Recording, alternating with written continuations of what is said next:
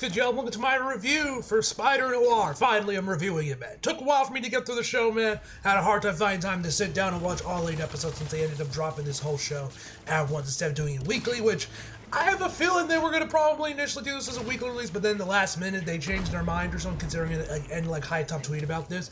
But every episode starts like previously, which makes me think this was supposed to be weekly, but then they just switch at the last minute to just dump it. I don't know.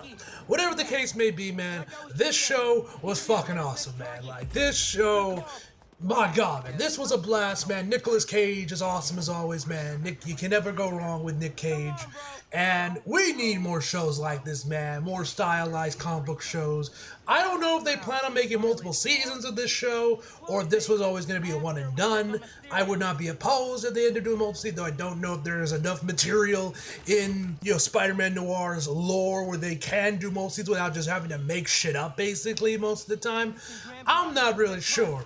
But either way, man, this was awesome, man. I would not be opposed to seeing more of this show in the future. So yeah. Anyway, let's just jump into the show. So the show stars, of course, the GOAT, Nicolas Cage, Lee Jun Lee, if I pronounced her name right. Wait, the fuck? Wait, she's Felicia Hardy? Bro, I swear to God, I might have maybe missed this one, blinked and I missed. I might have fallen asleep a couple of, maybe while dozed off maybe for a hot second, because I usually have to watch this show at night most of the times. And that's kind of why it took me so long, because sometimes I would just fall asleep. And I'd be like, fuck it. Yeah, I gotta rewind back to where I was. It was a pain in the ass. Anyway, literally, I swear to God, in the shows they never said her name was Felicia Hardy. I feel like I would have caught that. Okay, she's Black Cat. That's cool, I guess. Anyway, Lamorin, if I'm saying his name right, Morris, Brendan Gleeson, if I'm saying his name right, Karen Rodriguez, and many more. And the plot of Spider-Noir, Ben Reilly, seasoned down on his luck private detective in the 1930s New York, is forced to grapple with his past life following a deeply personal tragedy as the city's one and only superhero. Now, first, let's talk about our man, Nick Cage. Nick Cage is Nick Cage, man. You either love or you hate him. You guys know me. I love me some Nick Cage, man. I love Nicolas Cage. I think he's an incredible actor in his own right, man. And he is awesome here, man. I love him and Ben Reilly, man. He's great. I love the voice he does when he's actually wearing the Spider-Noir suit. And Nick Cage doing his typical antics is entertaining as always, man. I love Nick Cage. Fuck you. I love Nick Cage, man. He is such an incredible actor, and he seemed like from some interviews, he had a absolute ball playing Spider-Man Noir in this show, man. Because obviously, you guys remember, he also played him in the Spider-Verse. I think that was like the whole reason the show even got made was because of how much people loved him in the Spider-Verse movies. So, I think it's like the whole reason the show even got made, but regardless, he's awesome. Lamorin, I'm saying his name. I feel like I mispronounced his name.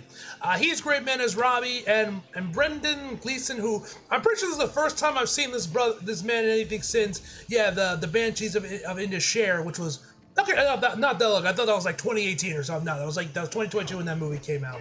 Pretty sure this is the first time I've seen him since then, man. But he's great, man. I'm gonna be honest, to jump ahead, my points, boys. Him, Silvermane, I'm not sure if he's already a pre-existing Spider-Man villain or a noir villain from his comics or whatever. But I'm gonna be honest, bro's pretty dry. He's pretty one-dimensional. We don't really know much about him. He's just a typical New York gangster mob boss. But Brendan does a great job playing him with the material he's given. He does a great job, man, giving him some sort of life. And I thought it was good, but to be honest, he's probably the weakest character in the show, if I'm being honest. But Brendan does a good enough job to enhance the material regardless. And the rest of the cast saw. Now, let's talk about the main thing that everyone watched, that the whole thing of the show is built around what I was super excited to see. The black and white. Now, the cool thing about this show, and I think this is such a cool thing they did this, was that the show you can watch it both in black and white and in full color. Or was it? I think it was authentic full color is what they called it in the trailers or something. I forget what the actual terminology. Yeah, what the hell was it on the poster? Hold on, looking the show up on IMDb real quick, pulling up the page just so I can properly credit this. Yeah, true hue, full color. And man, whether you watch the show in black and white or color, because you guys know I kind of flip-flop. I did, with the trailers I did, the first trailer I did black and white, the second one I did in color, and the third one I went back to black and white. The show I did the same thing. I watched the first episode in black and white, watched the second episode in color, then I watched the rest of the show in black and white from there on. But my God, man, you cannot go wrong with either version, man. This show is fucking gorgeous. Whether you watch it in classic black and white or you watch it in in full color, man. The show looks great. I don't even know how that's even possible, man, because obviously filming in black and white is different than filming something in color. And I know I saw an interview where Nick Cage had explained that basically how the DP shot it like it was black and like lit it when they were shooting it with the DP. He lit it like they were shooting for black and white, but used like I think it was like just the way other but used like but colored it in a way or like had the colors a certain way so that it would look like a mass painting or something. I forget how exactly he described it. I don't know what kind of witchcraft they used to make this show look gorgeous in both black and white and full color, but somehow they did it, man. And this show looks incredible regardless, man. I don't know if I'm gonna go back and rewatch the entire show in color. Probably not. But man, jumping back and forth with the trailers and seeing the second episode in full color, man, and yeah, this show is just gorgeous to look at, man. Whether you watch in black and white, I would recommend you watch in black and white because, you know, it's Spider-Man Noir, so it kind of makes sense to watch in black and white, and it feels right to watch in black and white. But in color, man, it is still a gorgeous show to watch in its own right, man. You truly cannot go wrong with either option, man. It is truly gorgeous, man, whether you watch in color or black and white. Anyway, and honestly, man, not gonna lie, watching this show, man, it makes me even sadder the Silk show got canceled, because you guys remember that around the time this got announced, I think the Silk one was the one that first got announced, then later on this got announced, that when they announced they were doing like some, Sony was partnering up with Amazon for Spider-Man shows, they had also announced a Silk show, which you guys know ended up getting canceled, which I was really looking forward to, man, because I like Silk, man, I like Sydney Moon, and honestly, with how good this show came out, man, I really wish the Silk show had come out as well, man, because this show is awesome, and I love Silk, man. I was really looking forward to it, man, so it's unfortunate that it ended up getting canceled, but yeah, this not gonna lie, with how great this show turned out, man, it kind of wounds me a little bit because the Silk show got canceled, man. But regardless, anyway, so that's yeah, the cinematography and just the show in German just looks incredible, man. Like, we've all known that from the beginning.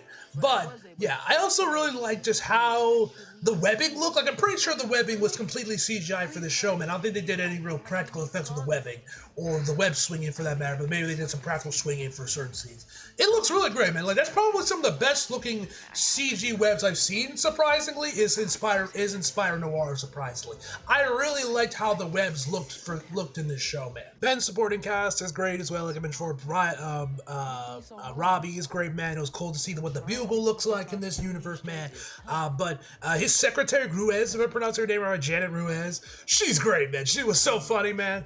Especially there's this one scene in like episode 7, it might have been episode 8, where I'm like, hey, yo, she a real one for that, man. She's pretty good. Yeah, she was pretty funny, man. I really liked her. I also got low-key wish she was in the show a little bit more, man, because she was very entertaining. I think that's about it for what I can think of off the top of my head.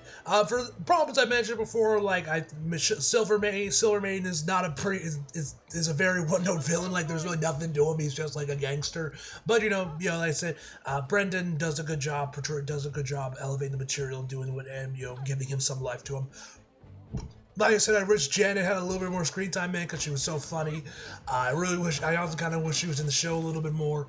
Honestly, and like, one other thing, this is just kind of me thing, I wish there was more narration from Ben Rock. We get a little bits here and there of Nick Cage doing some narration like you would see in a classic noir film, but I would have liked some more, man. Really get in there, man. We get a little bits and pieces here, man, throughout the show, but it would have been cool to see a little bit more, man. Like, truly like a noir where where he just starts monologuing for like maybe, or narration monologues for like a couple minutes or something, man. Like, I love that shit from noir films, so I would have wished that was a little bit more present in this show, man. I also, one thing I mentioned, I think bits of this was actually in the trailer, man, but I really like the little bits of body horror they add in here, man, especially when we get into Ben's origins, how he even got his powers and whatnot, man.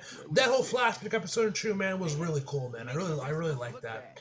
But yeah, man, this show was awesome. If you're a Spider-Man fan or you like noir, watch it. Please support this show, man. We need more shows like this, man. I would not be opposed to a season 2, though. I don't know if they're going to make a season 2 of this show, man. Either way, this was awesome, man, and I would love to see more of it if they end up planning to make more seasons of this. One other thing I forgot to mention is I do wish we also got a bit more focus on the woman that Ben had loved that ended up dying, which I'm pretty sure this was in the trailers. These parts of these scenes were. Because we get like some scenes here and there saying like, that they loved each other, how she died and everything, and kind of what made him, stop being the Spider before he came back at the start of the series. But like, I wish we got some more scenes with them, like maybe an episode just dedicated to how they met and like how she affected him, and maybe it working alongside when he was initially the Spider before he went to retirement for 5 years and was just a PI at the start of the series. That would have been cool if we got a little bit more of that too. I think that would have been nice as well. Anyway, guys, overall my final rating for this show is going to be a 9.5 out of 10 guy. Really, it's a 9. I'm giving that extra 0.5 points just for how good looking it is, from just how good the cinematography is and how beautiful the show is in both black and white and full color, man. Seriously, I cannot stress how gorgeous the show is enough. Anyway, guys, hope you guys enjoyed the video. If you like, if you did, subscribe if you're new. Follow me on social if you feel like it. The links are also below, and there's back for more. See you guys next time.